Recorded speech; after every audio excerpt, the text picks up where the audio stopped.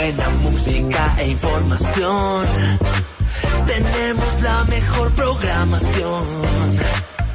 24/7 en tu mundo siempre.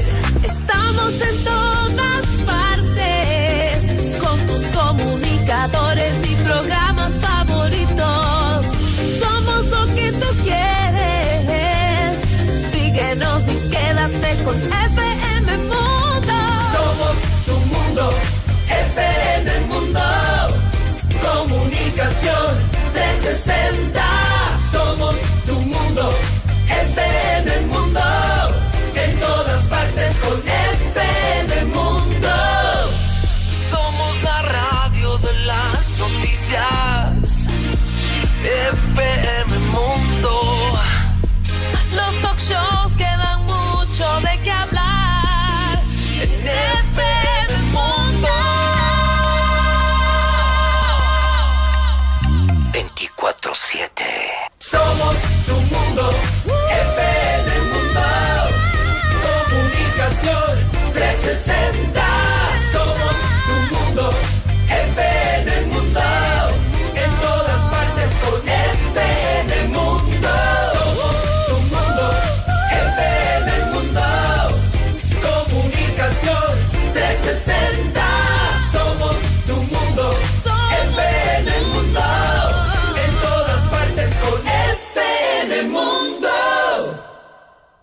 Con el auspicio de... Con Bupa Global Care tienes protección premium. En Interlab tenemos lo que necesitas para tomar decisiones con confianza, resultados precisos y confiables. La Gruta Puembo presenta sus modernas oficinas en un entorno natural, tu nuevo punto de encuentro. Programa de información apto para todo público. FM Mundo y Notimundo presentan Decisiones con Jorge Ortiz. Un diálogo frontal para entender los acontecimientos coyunturales del Ecuador y el mundo de una manera directa y a fondo.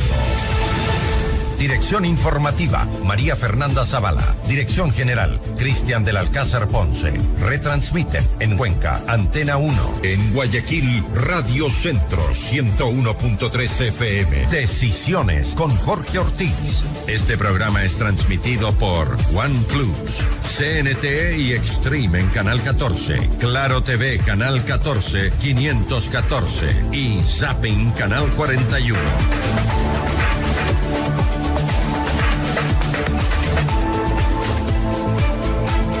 Amigos, buenos días. ¿Caerán Cuba y Venezuela? Esta pregunta que mucha gente se ha hecho durante mucho tiempo se volvió apremiante este año a raíz de que el 3 de enero Nicolás Maduro, el dictador de Venezuela, fue llevado por la fuerza ante un juez de Nueva York y, claro, fue removido de su cargo que había usurpado en una elección, la de julio del 2024, groseramente fraudulenta.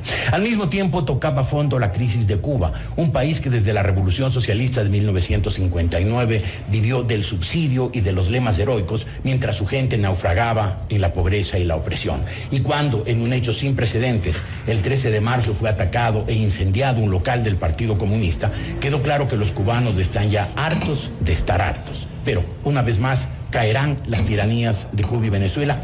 Y es que si bien ya nadie en sus cabales duda de que sus respectivos regímenes socialistas fracasaron, ambos tienen aparatos poderosos de propaganda y de represión, además de que la actitud del presidente Donald Trump, preocupado de los intereses económicos de estadounidenses y no de la liberación de los cubanos y los venezolanos, ciertamente no ayuda a la causa de la libertad.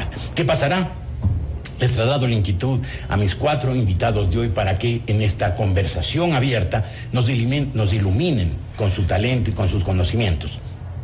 El sociólogo Simón Ordóñez, el internacionalista Santiago Carranco, el escritor Gonzalo Ortiz y el periodista Gonzalo Ruiz. Amigos, buenos días, gracias por estar aquí. Simón. A ver, bueno, primero buenos días, gracias Jorge por la invitación, Gonzalo, Santiago. un saludo a la audiencia. A ver, yo soy bastante optimista con relación a lo que está ocurriendo. Es decir, yo creo que pese a todas las vicisitudes que tiene ahorita el proceso que se está dando en Venezuela, creo que el descabezamiento de Maduro le abrió las puertas a que vaya poco a poco generándose una transición ahí, una transición que obviamente, como ha ocurrido siempre, como por ejemplo cuando cayeron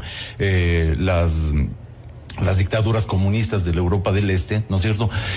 Demandaron algún tiempo hasta que se consolide un proceso democrático y un proceso también de apertura económica, ¿no? Algunas con más éxito, como Polonia, la República Checa, etcétera, y otras con algunos retrocesos, como por ejemplo el caso de Rusia. Pero en la época de Europa del Este estaba el Papa Juan Pablo II, estaba Ronald Reagan, estaba Margaret Thatcher, estaba Helmut Kohl, estaba Lech Walesa, estaba Václav Havel, claro. Y está Donald Trump.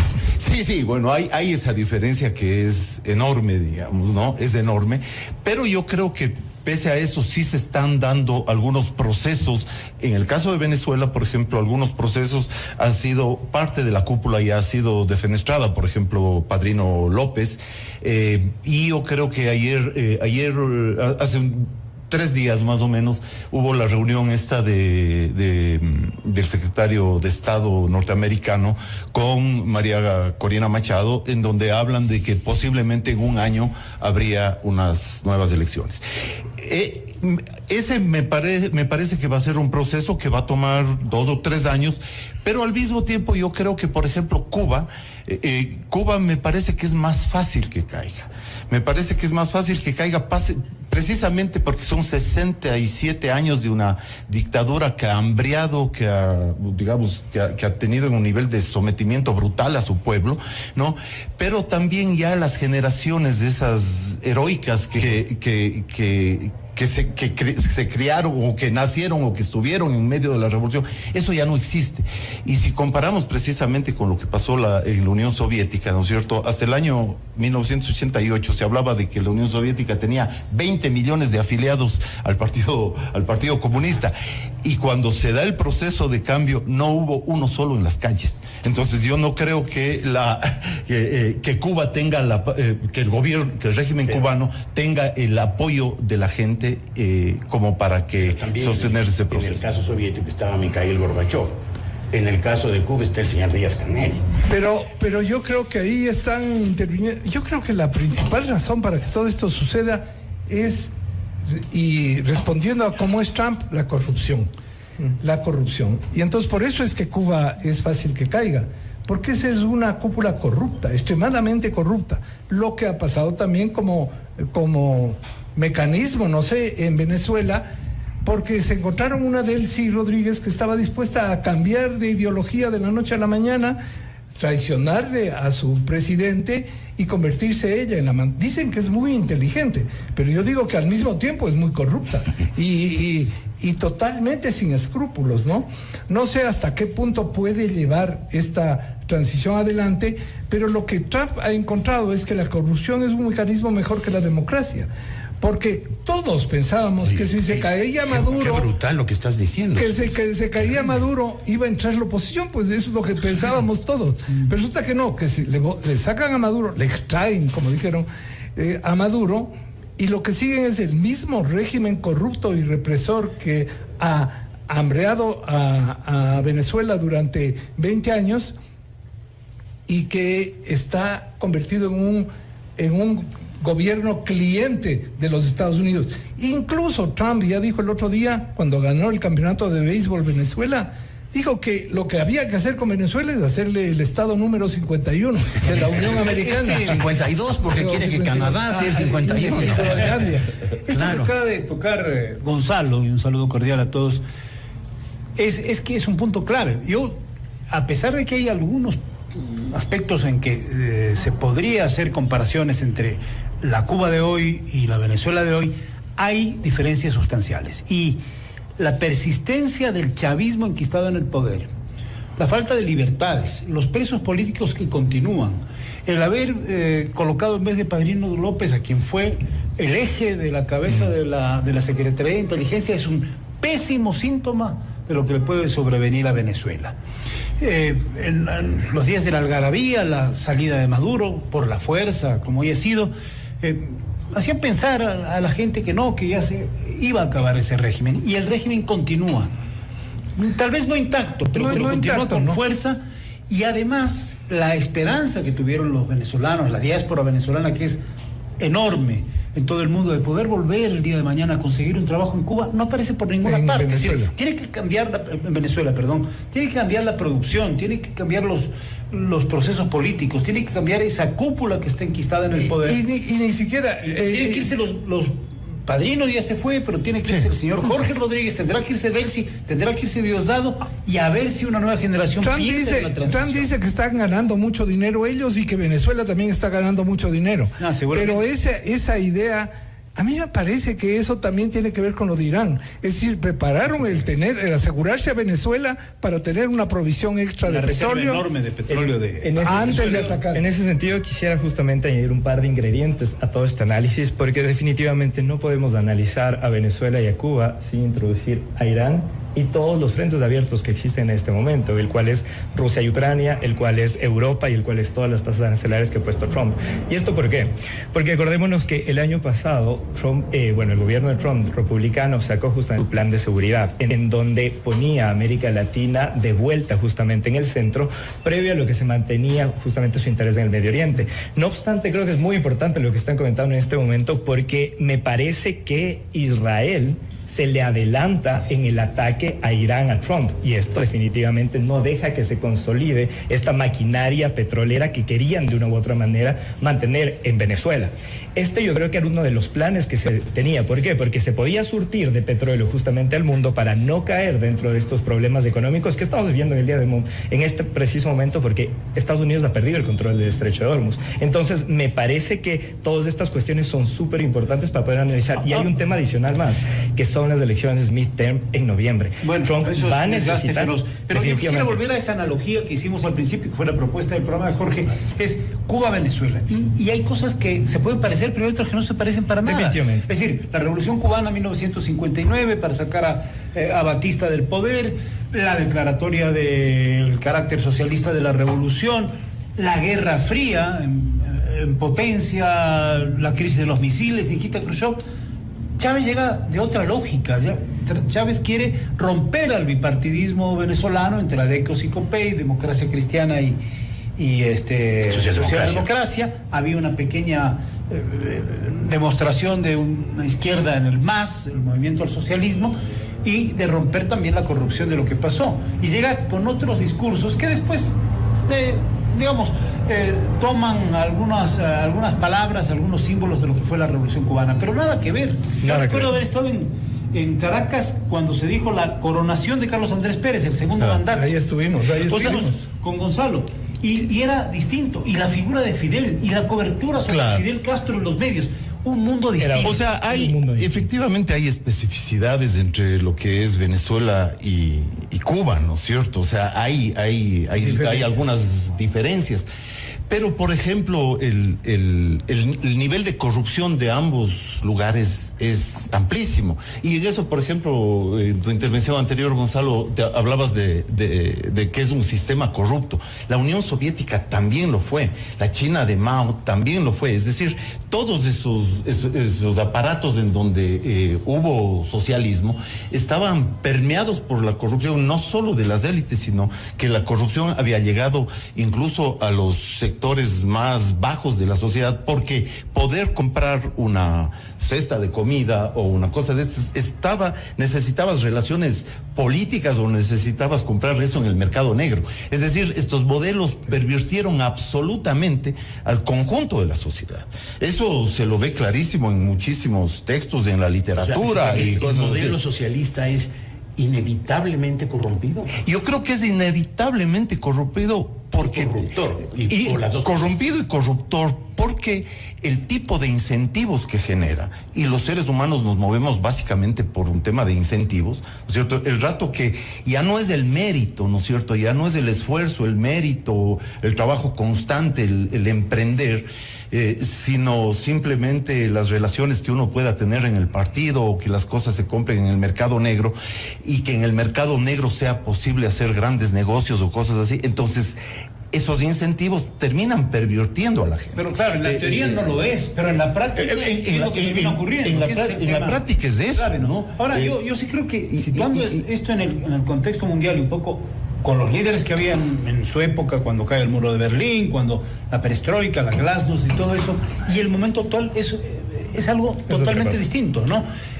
Incluso la relación de Venezuela con Cuba, la necesidad de Cuba de sobrevivir y vivir de Venezuela, que de algún modo fue el tránsito de la compra del azúcar en la época de la Unión Soviética con un precio subsidiado, después unas cercanías de los gobiernos del Partido Comunista de Cuba con China, claro, incluso en los dos periodos especiales. Y ahora esta cuestión. Y por eso, y luego se rompe el hilo. Y yo por eso te decía. Y llega un barco ruso con gasolina a Cuba, ¿no? Y esta semana llegó el barco ruso. Por primera vez en 3 meses llega un barco con petróleo.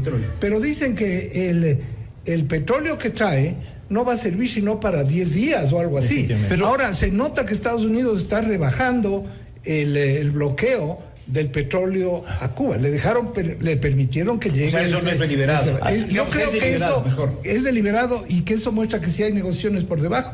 Porque si no, ¿por qué va a dejar Trump que eso, ya desde diciembre? Pero por eso yo pensaba que Cuba incluso es más fácil que caiga, justamente primero por el tema económico. Vamos a lo concreto. Espérate, déjame terminar. Y porque, digamos, por ejemplo, si tú lees las novelas de Padura, las últimas novelas de Padura, ¿no es cierto? Se ve cuál es el ambiente del pueblo. Cuando fui director de IPS, Padura era uno de los redactores. Ya, pero porque tiene esta novela Morir en la arena y recomendable. Y como aparte no he de la leído historia de la todavía, novela, no cuento una historia de amor, pero el trasfondo. Hay expresiones, por ejemplo, hay una frase, perdóname Simón, una frase así que a mí me impactó en alguna conversación entre un personaje y el otro. Le dice, vi a una persona, a un pobre hombre que rebuscaba en la basura, como si en la basura cubana hubiera algo más que basura. Es una frase impresionante. Y es el estado de desesperanza, ¿no? ¿no? Absoluto, Padura puede escribir en Cuba que eso no ocurría. Es que Padura es Padura, tiene. Bueno, pero y no circula en Cuba, ¿no? En su época Cabrera Infante no. Y no circula en Cuba. Le metían preso. Que escaparse. Claro. No, yo les quería plantear lo siguiente. ¿En cuánto tiempo, porque es la pregunta de Jorge, caerá o no caerá? ¿En cuánto tiempo Cuba es un Estado cliente de los Estados Unidos? ¿En cuánto? Yo digo que antes de noviembre. No, para mí ya en lo 6 meses. En este momento. ¿Ya lo es? Ya lo es, definitivamente. A ver, pensémoslo de la siguiente cuestión. Todos estamos de acuerdo, el mundo cambió, pero cambió en el sentido, veamos un tema práctico.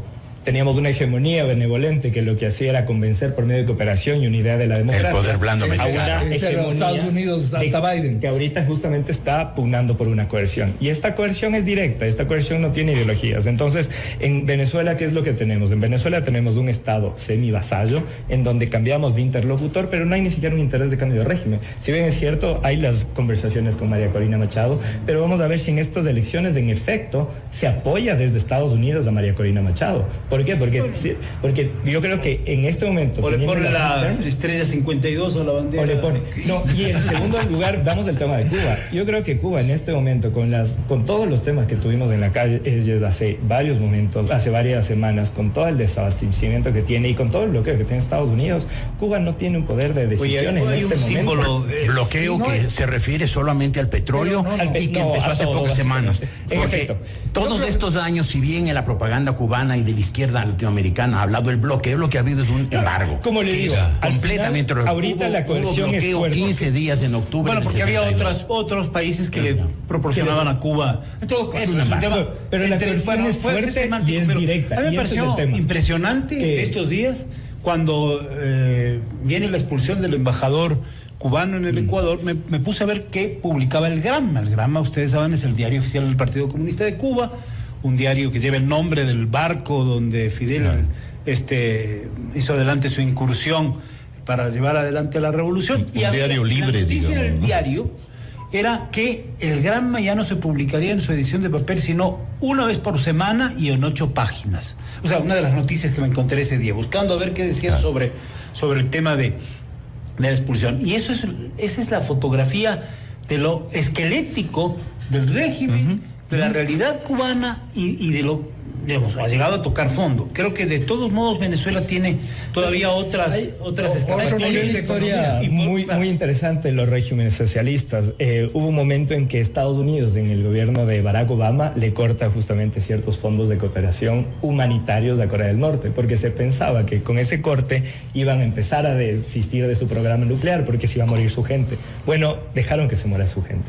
Yo creo que esto también hay que entender dentro de los regímenes socialistas y de los regímenes que están de una u otra manera. ¿Se puede entender una mentalidad así? Yo creo que sí, y eso es lo que estamos viviendo en Cuba. Vemos pero que la no gente sé, está muriéndose de hambre yo sí, y que no hay sí, una por supuesto, intervención para un cambio de libertad. Por eso es que todavía no es un Estado cliente. Esa era mi pregunta.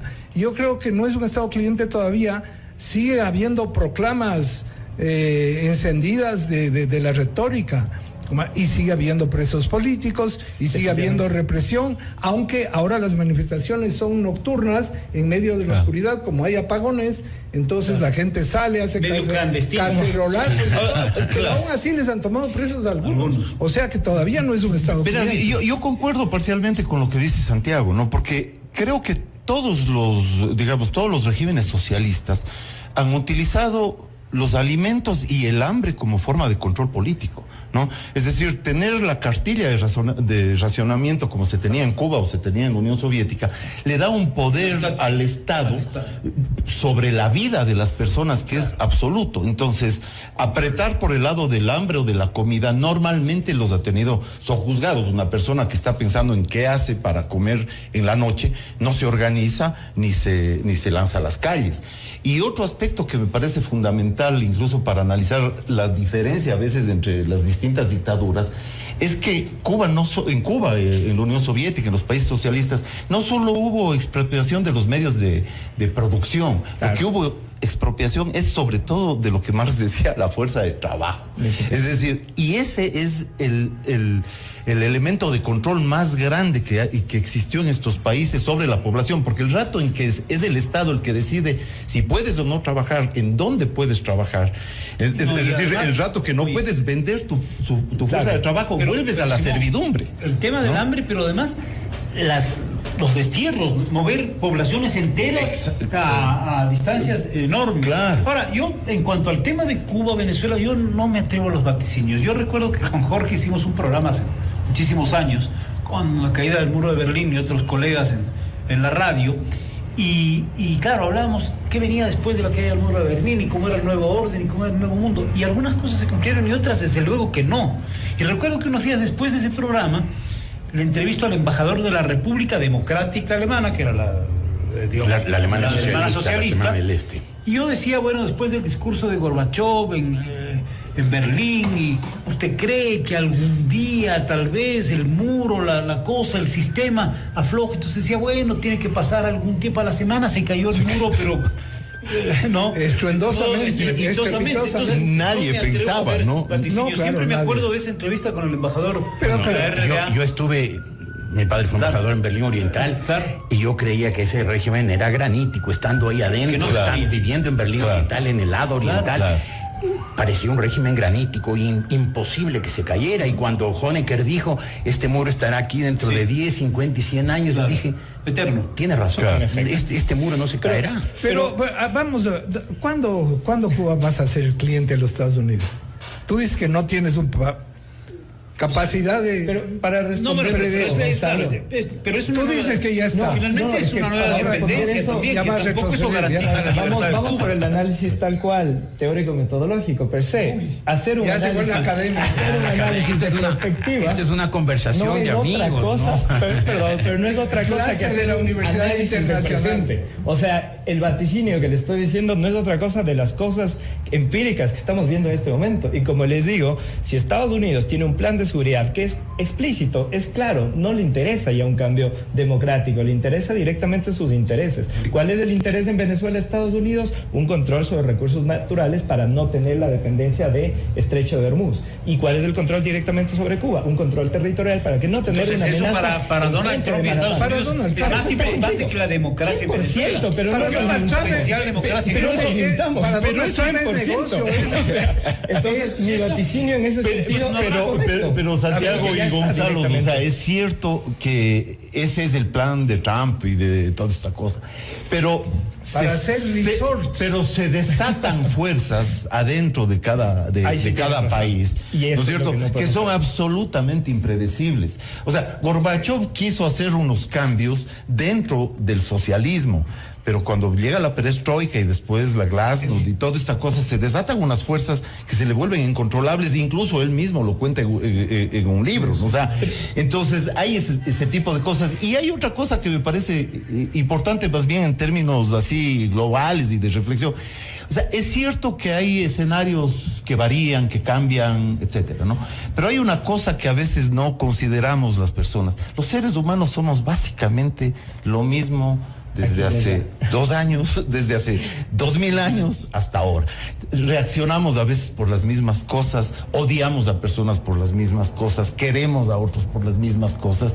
Y cuando no consideramos ese tipo de cosas, por ejemplo, como este rato Cuba, lleno de desesperanza, como se ven en estas novelas, desesperanza sin ganas de pelear ni para un cambio de régimen, ni siquiera, pero también no van a defender en absoluto una cosa que se está cayendo como un castillo de naipes, ¿no? Entonces, yo creo que hay ese tipo de consideraciones más amplias que es importante hacerlas, ¿no? Yo creo que Estados Unidos está buscando su DELSI en Cuba.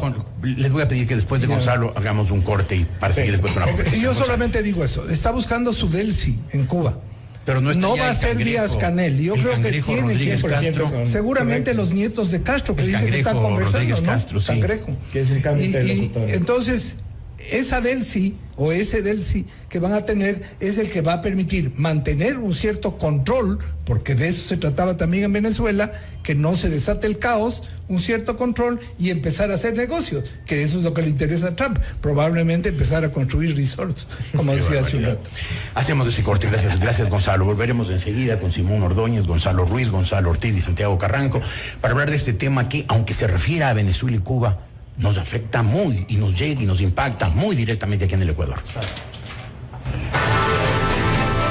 En un momento regresamos con más de Decisiones con Jorge Ortiz. Escúchanos en vivo por internet www.fmmundo.com. FM Mundo 100% digital. Inicio de publicidad.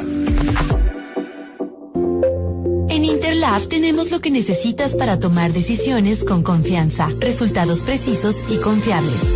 Con más de 30 años de experiencia, somos el laboratorio clínico de alta complejidad más grande del país. Contamos con tecnología de punta, personal altamente calificado y procesos certificados bajo normas ISO, que respaldan cada resultado que entregamos. Visítenos en la Avenida de los Chiris e Isla Floreana o en el 3er piso del CityMed. Para más información, ingresa a interlab.com.es. Interlab es el laboratorio clínico de su confianza.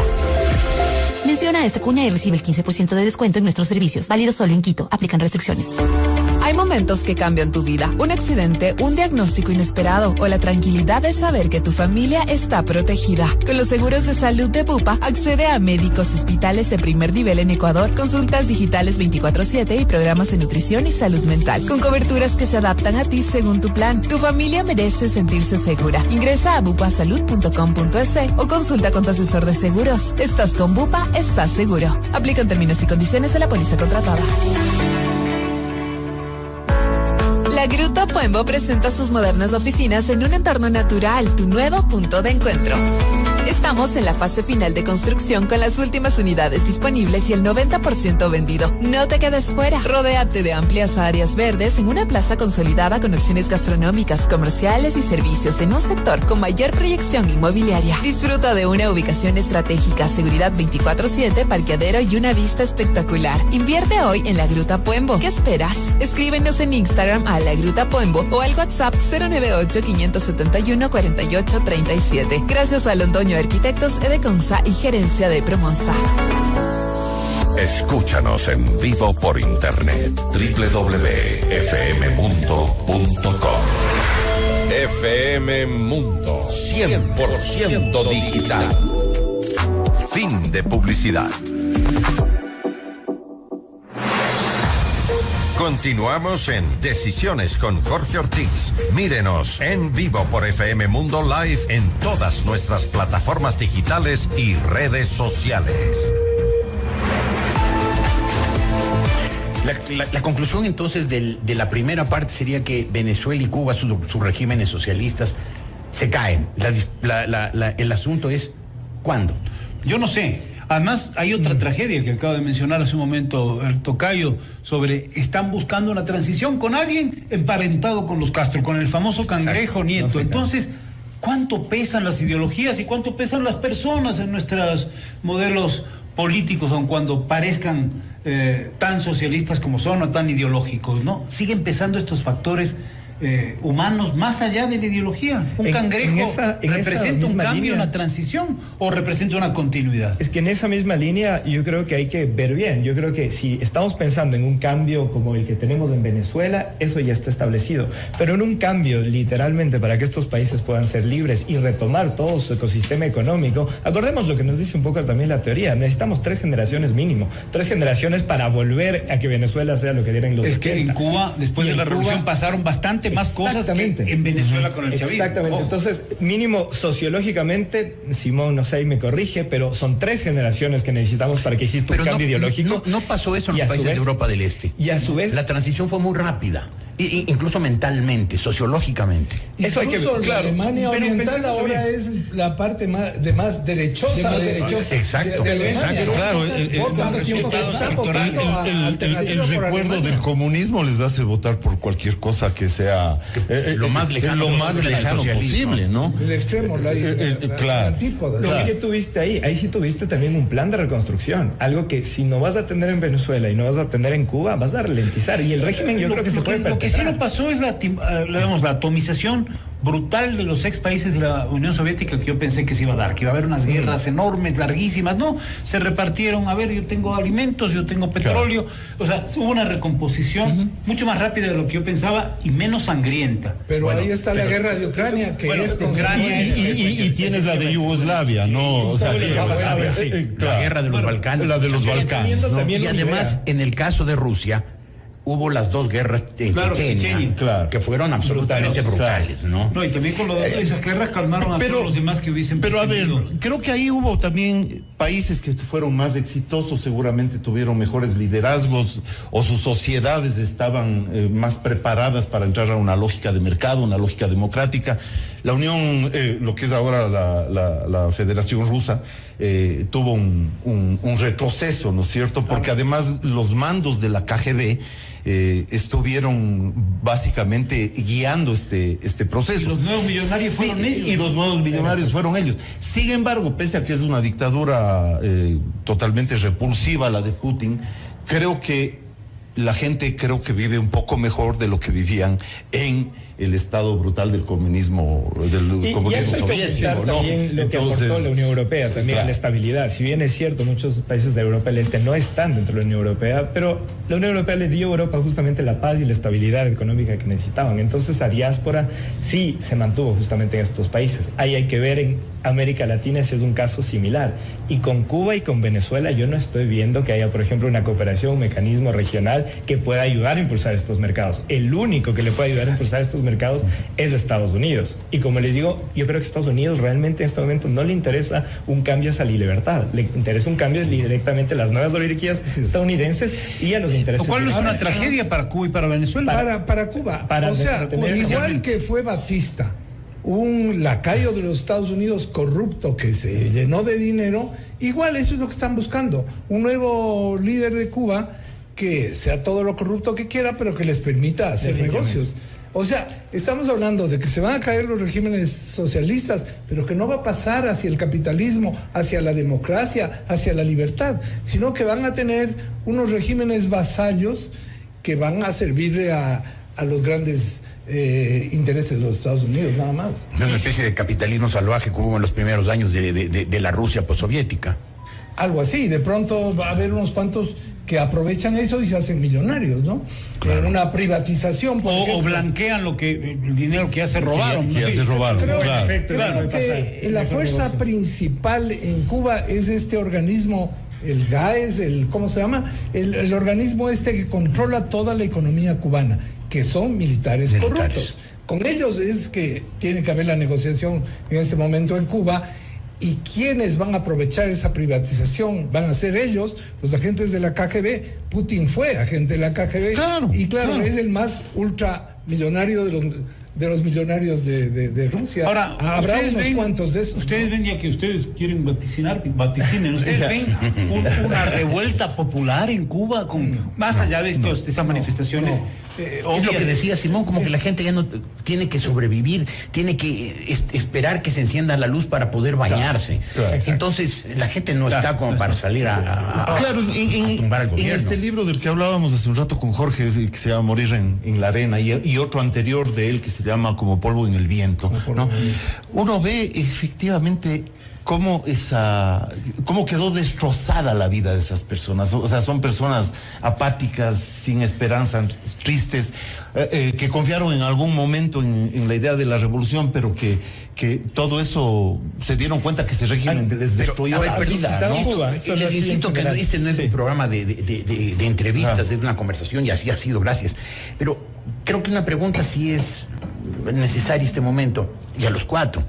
¿Por qué ese régimen, que ahora vemos, el régimen cubano, que siempre se sostuvo únicamente gracias al subsidio, que no podía mantenerse en pie por sí solo, llegó a despertar las ilusiones, las ensoñaciones que despertó, en que tanta gente se sentía que les gustaba hablar de Cuba y hablaban de las calles de La Habana como que fueran las calles de su ciudad, y se sentían tan vinculados y lo presentaban como el primer territorio libre de América, y lo adoraban al comandante, lo llamaban así a Fidel Castro. ¿Qué pasó? ¿Pura propaganda? Yo creo que se lo puede responder de dos formas. La primera, hay que ver también toda la injerencia que tuvo Estados Unidos en América Latina durante los 80 per se, y también, la injerencia que ha tenido Estados Unidos en América Latina, y siempre, cada cierto momento, a veces hablamos de los péndulos ideológicos, pero también hay que hablar de los péndulos nacionalistas o estas explosiones nacionalistas que tenemos, que muchas veces decimos, Estados Unidos teniendo muchísima injerencia. En este momento es clarísimo que Estados Unidos está volviendo a tener esta injerencia. Veamos cómo esto resulta en 10 o en 20 años. Y la segunda es eso, un poco les iba a contar, me imagino que han estado en Cuba. Cuando tú estás en este lugar, yo lo que puedo destacar de este tema es que es un lugar en donde el tiempo no existe, donde la gente no tiene una rutina, en donde a las 2 de la tarde pueden estar desayunando y a las 12 de la noche pueden estar haciendo algún oficio. Es algo que está completamente fuera de este mundo. Tal vez o demorarse 4 horas en llegar al trabajo porque no hay buses. Entonces, demorarse 4 horas para conseguir comida. Yo respondo a tu pregunta. Yo creo que Cuba se convirtió en el símbolo y el territorio olvidado de América porque nos hartaba el imperialismo.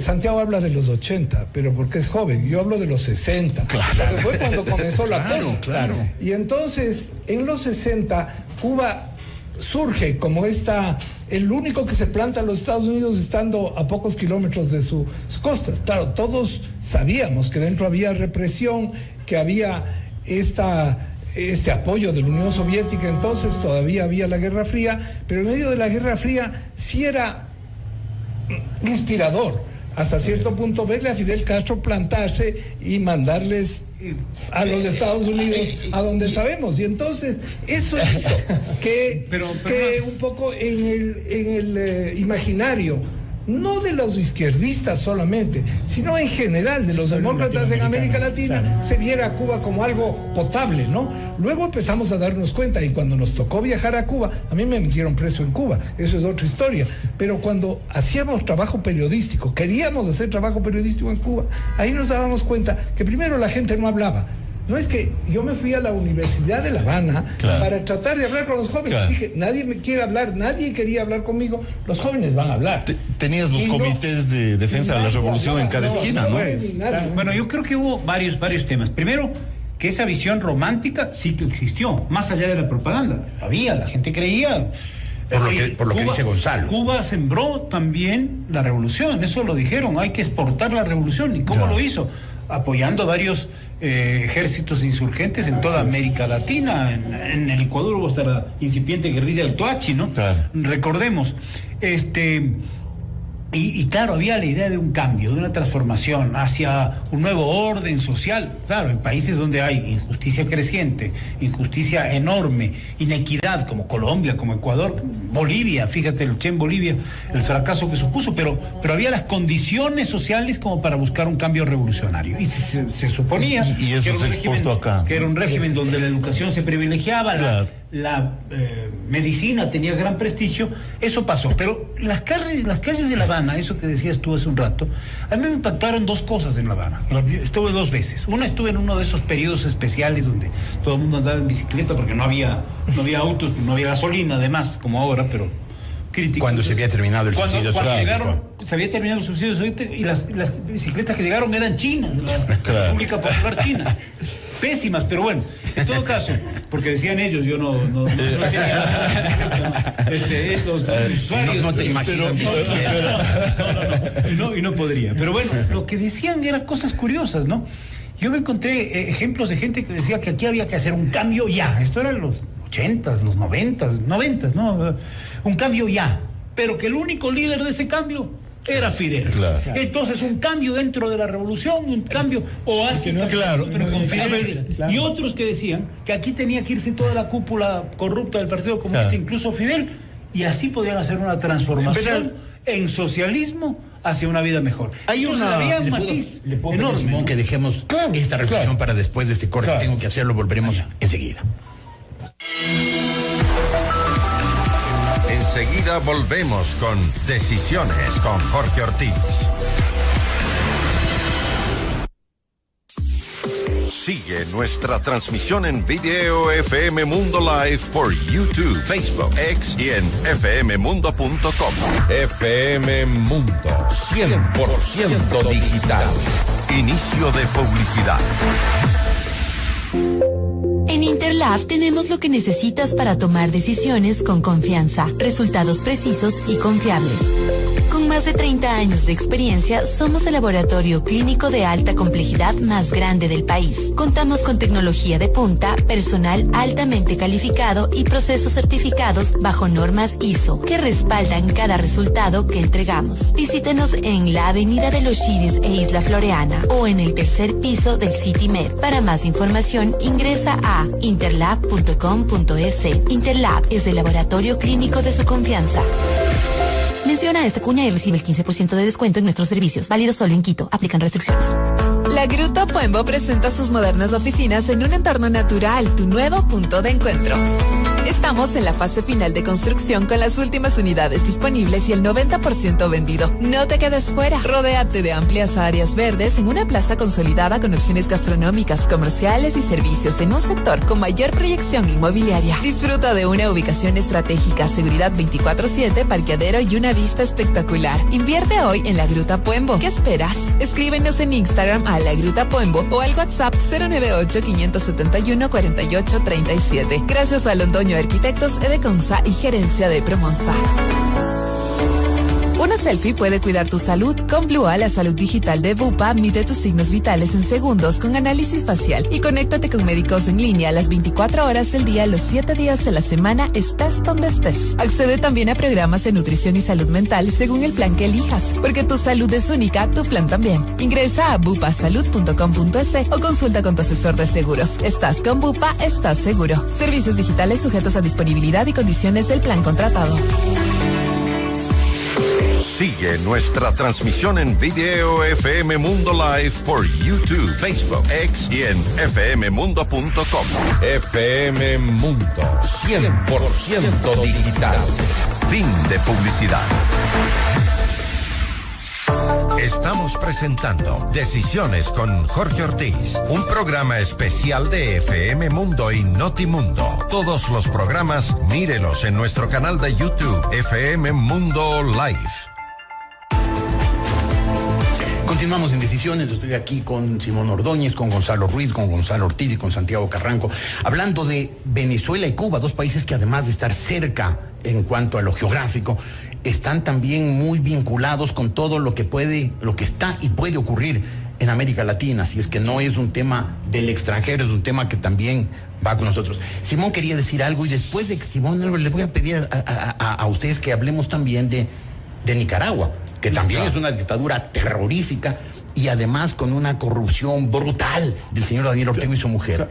A ver, yo iba a decir básicamente dos cosas. La una es que el antiimperialismo que se ha vivido en América Latina data del siglo XIX, ¿no? Data del siglo XIX y sobre todo en la intelectualidad latinoamericana. Carlos Granes escribe un libro que se llama El delirio americano, que es una maravilla porque muestra... Granés. Muestra todo este tipo de cosas, ¿no?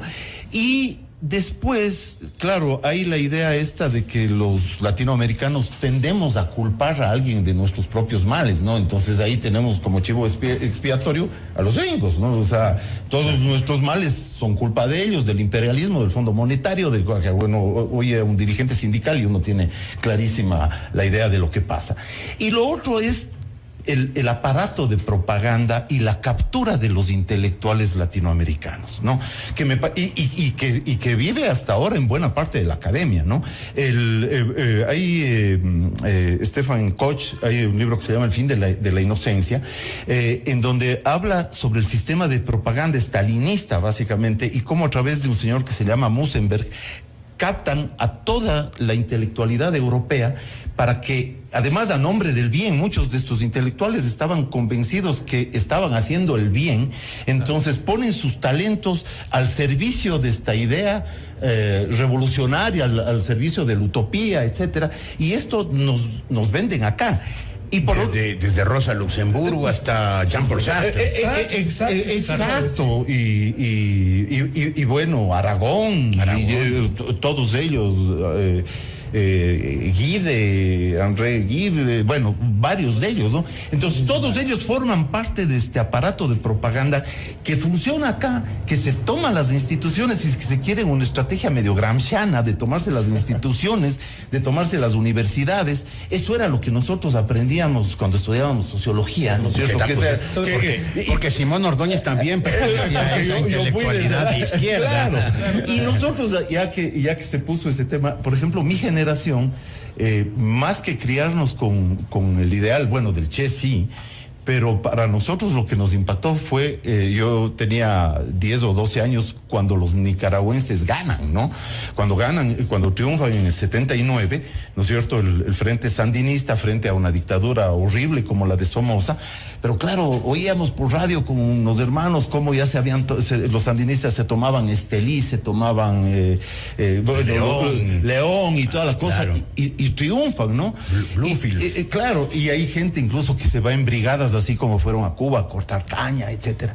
Y se termina transformando porque invariablemente todos los regímenes socialistas se han convertido en eso, ¿no?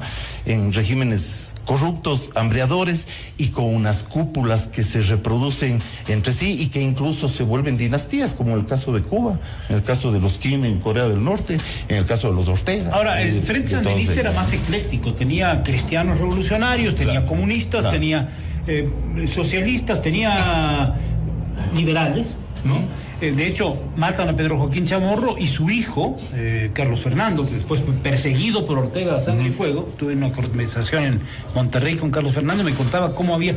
yo lo conocí en Managua cuando era director del diario Barricada, el diario oficial del Frente Sandinista de Liberación Nacional. Y después fue perseguido por el Frente Sandinista de Liberación Nacional. O sea, personas que lucharon por la revolución. Sergio Ramírez Mercado, que le quitaron la nacionalidad. A propósito, es ecuatoriano y español, claro. Sergio Ramírez, ¿no?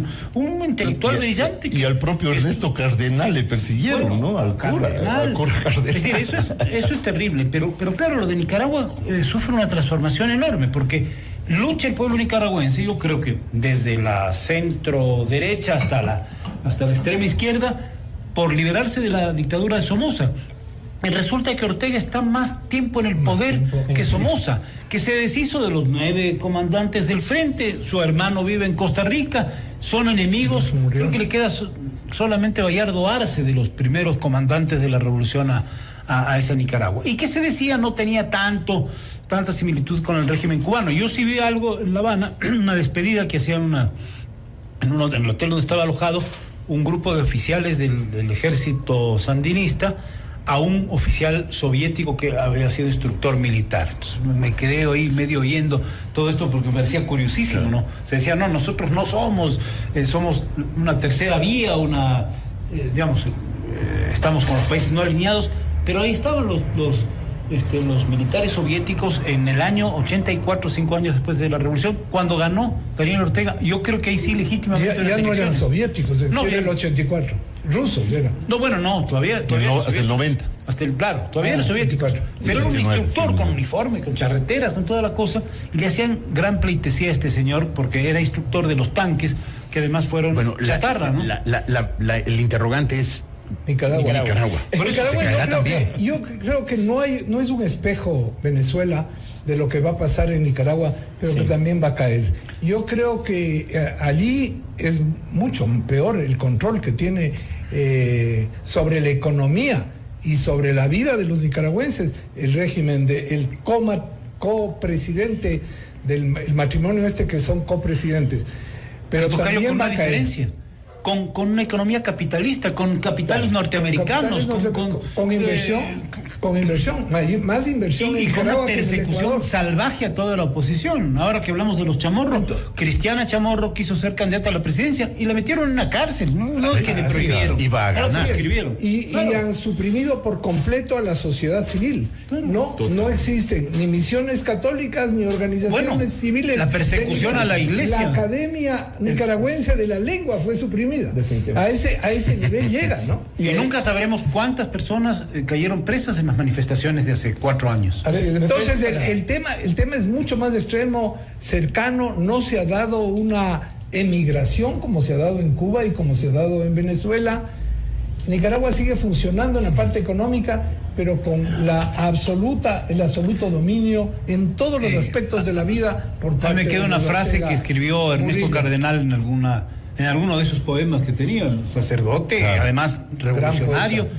Era una frase que decía que se pintaba en las calles de Managua, Somoza Forever. Me parece que lo quisieron sustituir por Ortega Forever, ¿no? Ortega Murillo Forever. Bueno, ¿quién mandará, no? Para sintetizar en una situación, yo creo que también Nicaragua no lo podemos ver como un efecto singular dentro de la región. Me parece que el deterioro democrático en la región viene desde los años 2000 y no lo hemos estado viendo.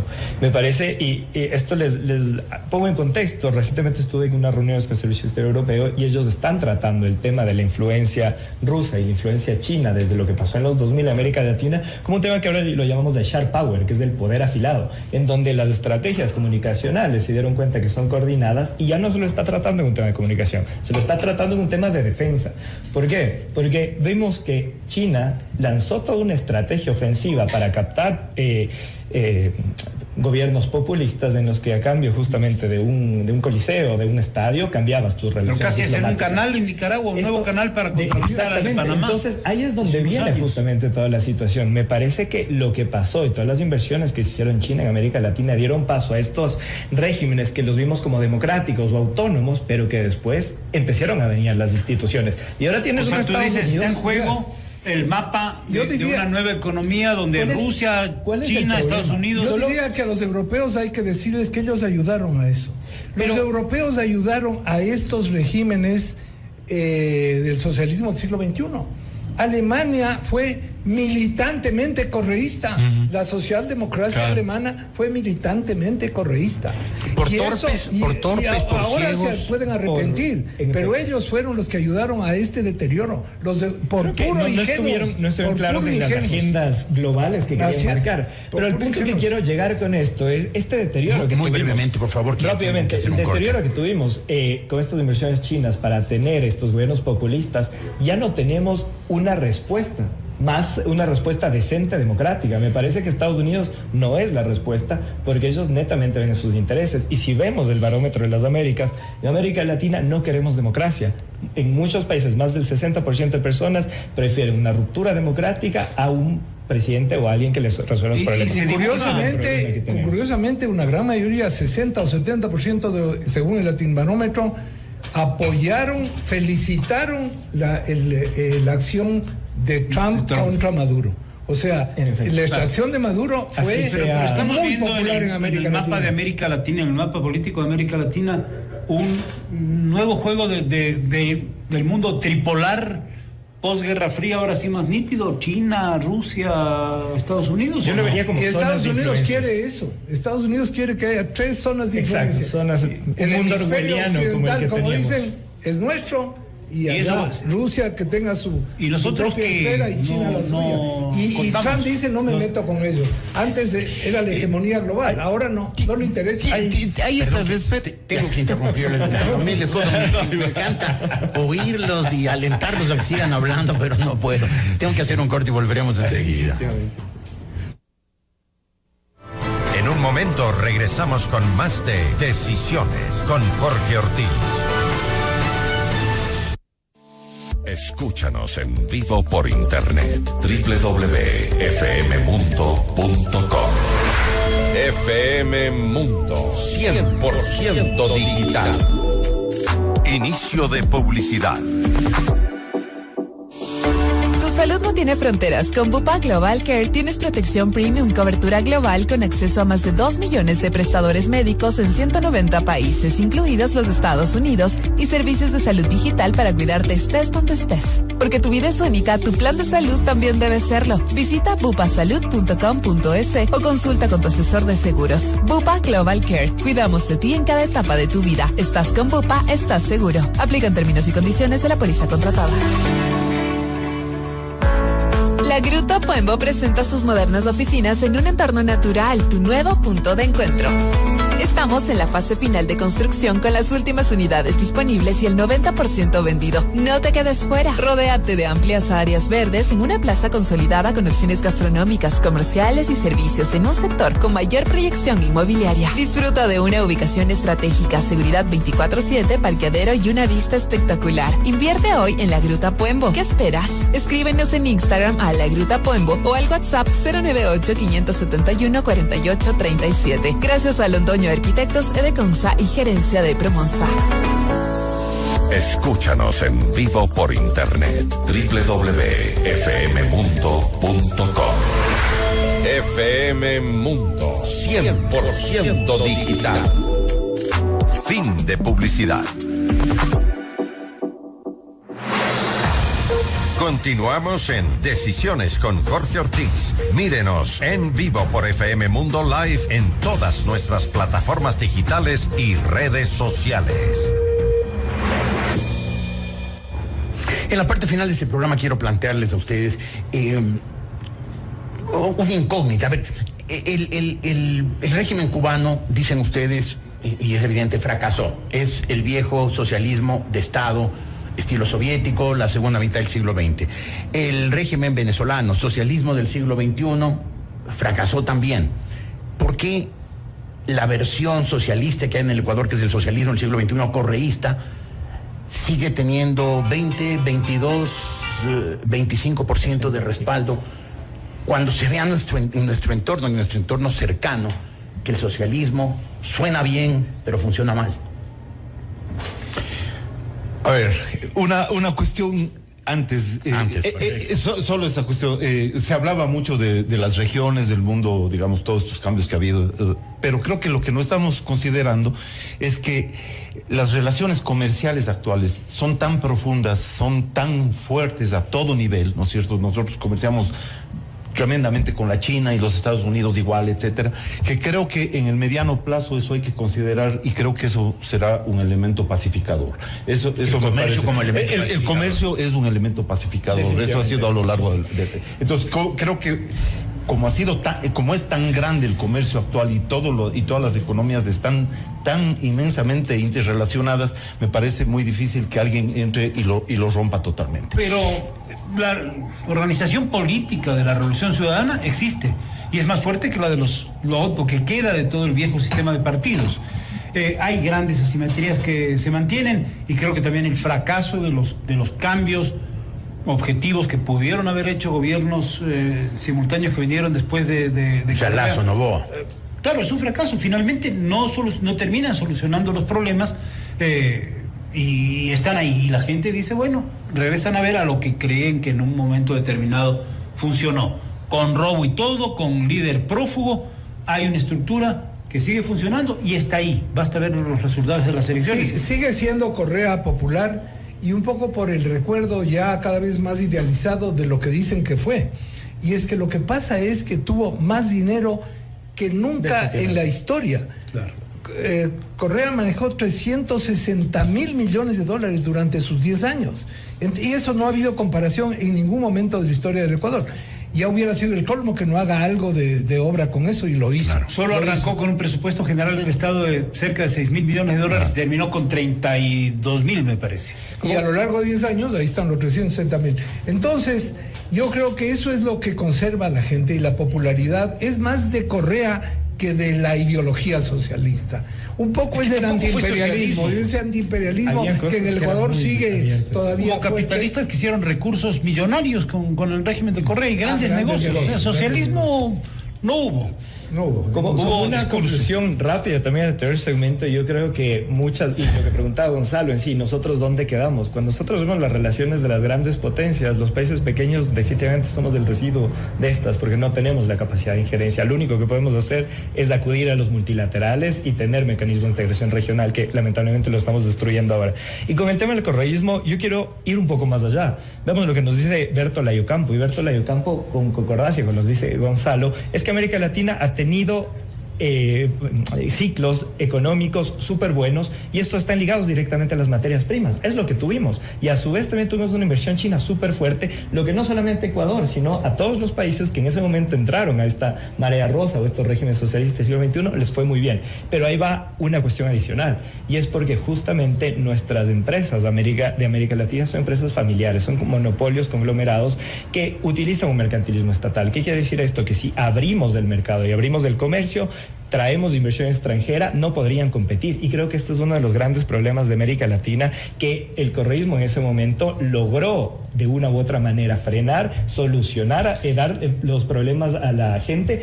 Y una vez que esto se cortó y que no tuvimos estos recursos y que se volvió, por así decirlo, estas élites, volvieron los problemas. Y creo que eso es, en la gente y en el común popular, esto está marcado todavía. Yo, sobre el tema del correísmo, primero creo que hay efectivamente un 25% y que eso tienen para largo, ¿no? Porque creo que además hay un sector de la sociedad, ¿no es cierto?, que es muy receptiva a estos discursos que pretenden encarnar el bien común, ¿no es cierto?, que lo moralmente superior, y que finalmente funcionan como una forma casi religiosa, ¿no? Es decir, la creencia absoluta en el líder bueno, el líder salvador, el líder que está contra los malos, que siempre existen por ahí. Entonces creo que sobre eso y sobre algunas cosas, sobre algunos valores bastante, los más feos quizás de la sociedad, se basan estas ideas, ¿no es cierto?, sobre la envidia, sobre el resentimiento, sobre ese tipo de cosas. Y creo que siempre habrá y persistirá un grupo como ese. Yo sé que acabamos de no vaticinar, pero con la ruptura justamente del partido en este momento y con todos los problemas internos que tienen, habrá que ver si en verdad siguen con este 25%. Yo creo que se victimizan, porque Evita Perón no se ha muerto. Decían que había muerto en los años 50, ¿no?, del siglo pasado. No, sigue viva. Lo vemos en el populismo argentino, el populismo populismo habrá que ver cómo se reacomodan. es Claro. impermeable y no muere, no termina de morir. Siempre tiene argumentos para vender o una buena propaganda, ¿no? Claro, eso es decisivo en este mundo actual. La buena propaganda es decisiva. Pero entonces ustedes están absolutamente seguros de que Venezuela y Cuba, sus regímenes socialistas, se están cayendo. Y se va, y sí. Yo digo que antes de noviembre son estados clientes claramente de los Estados Unidos ambos, o sea, Venezuela ya lo es, y que Cuba lo va a hacer dentro de poco. ¿Cuánto apuestas? No, yo ya quiero invitarlo hoy a Gonzalo para que hacer un programa en noviembre y ver ahí. Me parece sensacional. Antes de los midterms, como dicen. Exacto, exactamente. Yo te dije, tienes que decir. María Fernanda, ahí tienes. Perfecto. Muchas gracias por su compañía, estimados amigos. Muchas gracias a Simón Ordóñez, a Gonzalo Ruiz, a Gonzalo Ortiz y a Simón Carranco por sus muy valiosas aportaciones. Fruto. ¿Qué dije? Simón.